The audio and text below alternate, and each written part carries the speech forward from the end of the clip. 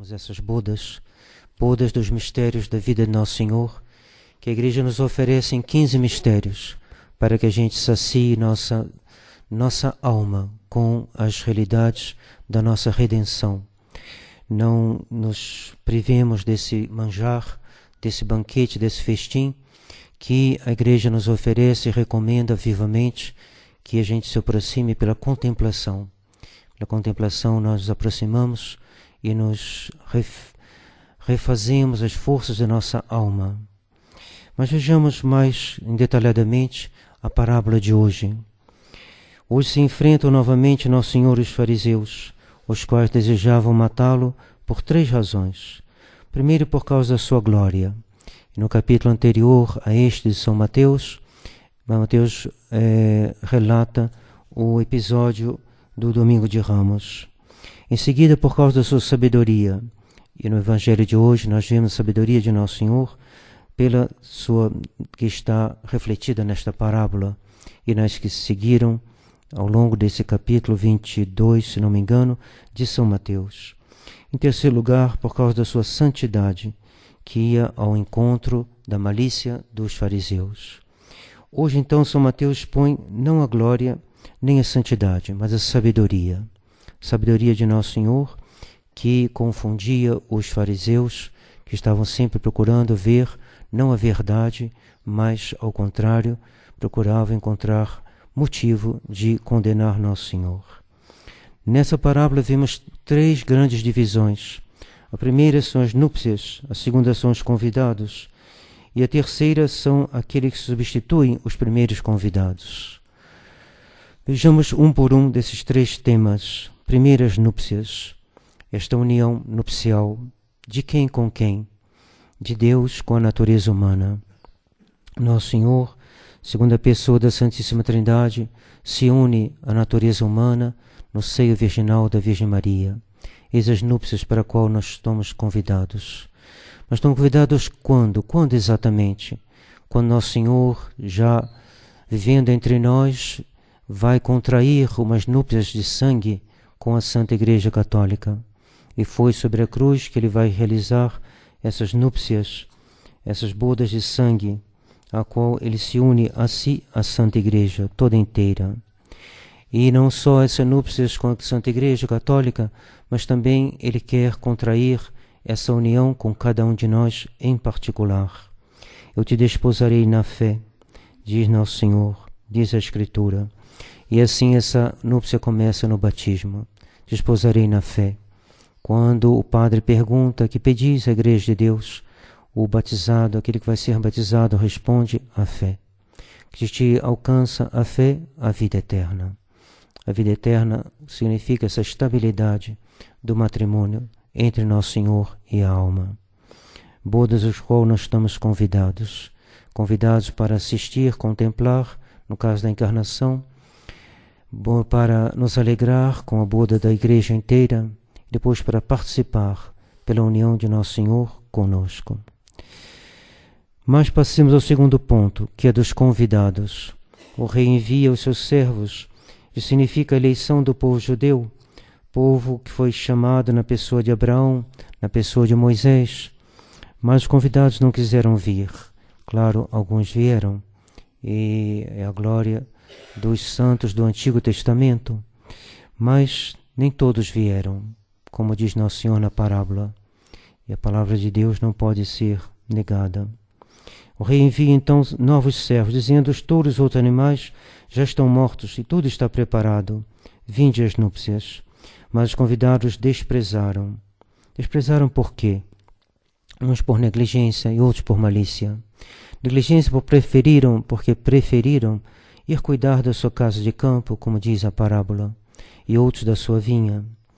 Isto é, preferiram cuidar dos seus bens exteriores e negligenciaram os bens interiores.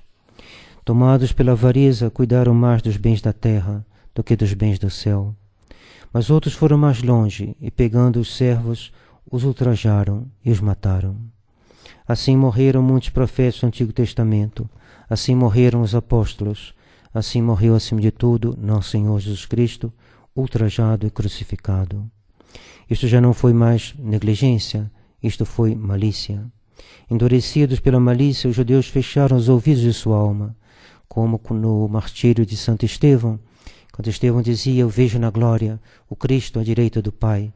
E os judeus então se taparam os ouvidos e, se avançando sobre Santo Estevão, o mataram a pedradas.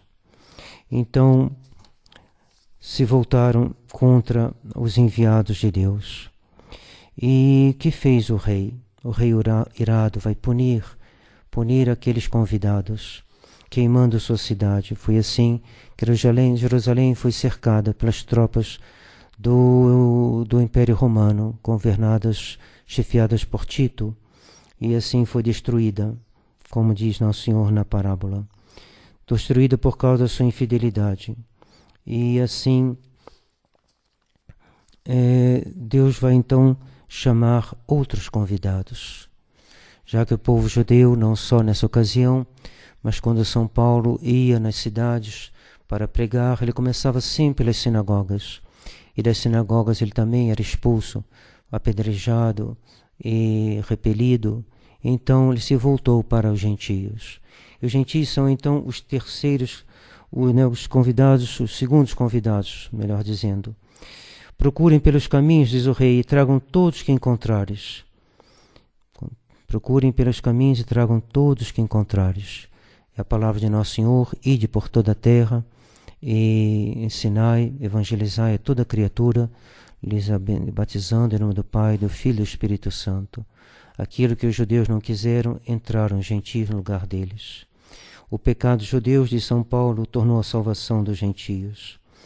Como os judeus recusaram receber os apóstolos, como haviam recusado receber Nosso Senhor, os apóstolos irão agora chamar os gentios, isto é, aquele que eram os pagãos, isto é, nós, que não fazíamos parte do povo judeu e que encontramos graça devido à paixão de Nosso Senhor. Os gentios então entrarão na igreja, e essa receberá convidados de todos os continentes da terra. A igreja enviou seus missionários até o Polo Norte, até as ilhas mais recuadas do Pacífico. Não há lugar do mundo onde a igreja não foi, porque ela ama as almas e ela recebeu essa missão de ir por toda parte, por todos os caminhos, chamar quem quer que for que ela encontrasse. E eis aí realizada a profecia contida nesta parábola. Mas o rei entra para ver os convidados. Ele entra quando ele vem exercer o juízo particular ou o juízo final. Introibo et videbo, diz a Escritura. Eu entrarei e eu verei. Na morte, no final do mundo, e também nas épocas de grande perseguição e de grande tribulação, esse juízo se faz. No juízo particular, ele é total em relação à alma, no juízo final também, em relação ao mundo inteiro. E no tempo de perseguição é um como revelar dos corações, como um prenúncio, como um ensaio do que será o juízo, porque ainda não é o juízo final, nem o da alma. E o que procura o juiz? Ele procura se nós estamos revestidos ou não da veste nupcial. E que veste nupcial é esta? Esta veste nupcial é Nosso Senhor Ele mesmo. Nossa veste é o Cristo, diz São Tomás. Nossa veste é o Cristo. Como Jacó revestido com as roupas de Esaú. Revestido com o Cristo, nós podemos dizer a Deus, como Jacó disse a Isaque: eu sou vosso filho primogênito. E receberemos então a bênção, uma bênção para toda a eternidade, uma bênção que construirá a nossa eterna felicidade. Revesti-vos do Senhor Jesus Cristo, diz ainda São Paulo. Nós revestimos de Nosso Senhor pelo sacramento. Todos vós que fostes batizados, fostes revestidos no Cristo, diz São Paulo. Estamos revestidos do Cristo, sobretudo, pela caridade. Acima de tudo, tendes a caridade, que é o vínculo da perfeição, e a paz do Cristo exulte em vossos corações, na qual fostes chamados a formar um só corpo. Assim, possuir a veste nupcial é ser revestido do Cristo, pelas boas obras, pelas conversas santas, pela caridade verdadeira.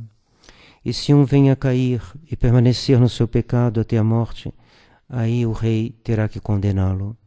Amigo, diz o rei. Por que chama de amigo? Porque ele tem algo que tinha um laço ainda, já que ele estava no banquete, já que ele havia sido trazido para dentro da igreja pela voz dos pregadores. Ele havia recebido o batismo. Ele tem um caráter de amigo. Ele o desprezou pelo pecado mortal e, não querendo se converter, ele morreu no pecado mortal. Mas Deus o chama ainda amigo, porque ele tinha ainda fé. A fé que poderia ter salvado ele se ele a utilizasse, se ele praticasse as obras da fé, mas ele não quis. Então ele morreu com algo de amigo, mas em inimigo. E Deus, então, como nosso Senhor ajuda, diz: amigo, a que vieste? Como e o condenado se calará, pois como diz, está dito no livro de Jó, e se o homem entrar em disputa com ele, não terá nada com que responder.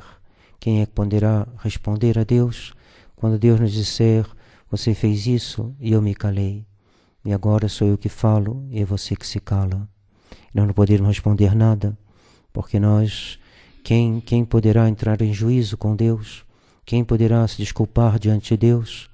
Deus tem uma luz que é mais penetrante do que todas as outras, uma luz infinita, uma luz de verdade. A verdade de Deus, ninguém poderá se desculpar, se enganar a Deus, se enganar a si mesmo, tentando enganar uma situação, será impossível. Deus é a verdade absoluta e o juízo de Deus é inapelável.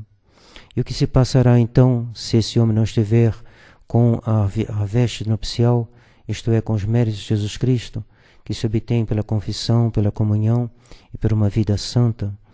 O rei dirá então: amarrem suas mãos e seus pés e lançai-o nas trevas exteriores. Ali haverá choro e ranger de dentes.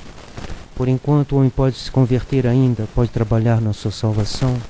Ele não está com as mãos e os pés atados. Ele pode rezar o Santo Rosário do qual disse São Pio X, que por ele nós podemos obter a solução de todos os problemas, individuais, familiares, nacionais, internacionais. Pode então rezar o Rosário, e a gente deve rezá-lo, como o Sr. Williams nos recomendou vivamente, que a gente rezasse o Rosário inteiro, todos os dias. E é o que ele dá o exemplo. Eu, quando ia em La Herra, o via no terraço do seminário, indo de um lado para o outro, rezando o Rosário. No avião, viajando com ele, vi ele se recolher e rezar o Rosário além do breviário. Rezar o Rosário, diz ele, pode parecer muito difícil, mas para quem começa, ele verá que não é tão difícil assim.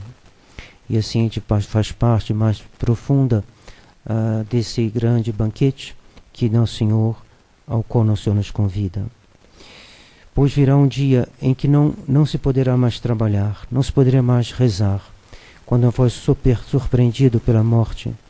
E se este homem não estiver com a roupa nupcial, ele será condenado e terá seus pés e mãos atados.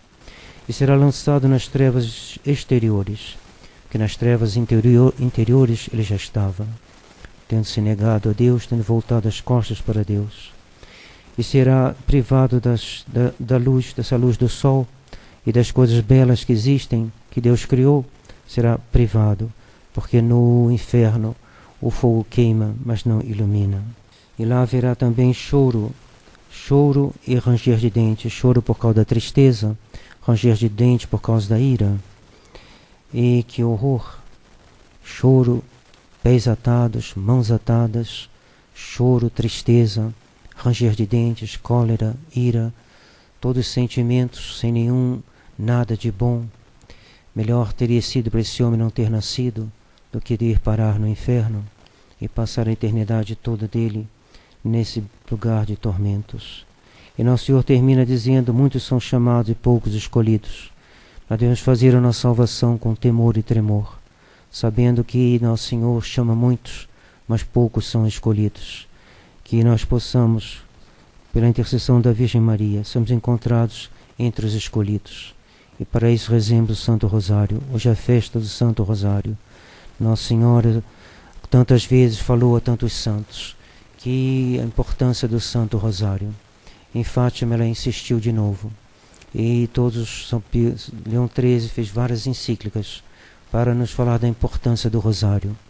Então não deixemos de rezá-lo. O Sr. Wilson disse na conferência que ele deu aqui no Gramado, que foi muito instrutiva, muito edificante, ele falou: cuidado, vocês talvez sejam privados um dia dos sacramentos, porque está previsto pela Escritura que o sacrifício perpétuo será abolido. E no entanto, disse ele, se vocês rezarem, vocês salvarão, porque a oração é de certo modo mais importante que o sacramento, porque pela oração a gente pode se salvar. E o sacramento mal recebido numa alma que não reza, recebido numa alma que não se eleva para Deus, ele resta inoperante, ele não dá o seu fruto. Então rezemos e nos salvaremos. Como diz Santo Afonso Ligório, quem reza se salva, quem não reza se perde. Depois da missa, então haverá um breve tempo de ação de graças. Depois, a pedido de meu irmão Tiago, nós faremos uma conferência na qual, se alguém quiser fazer alguma colocação, como se diz atualmente, alguma pergunta, poderá fazê-lo. Nós vamos expor primeiro uma peça de teatro grega, chamada Antígona, que vai nos ajudar posteriormente a situar alguns aspectos da questão que atualmente tem trazido alguma preocupação aos corações verdadeiramente católicos. Em nome do Pai, do Filho e do Espírito Santo. Amém.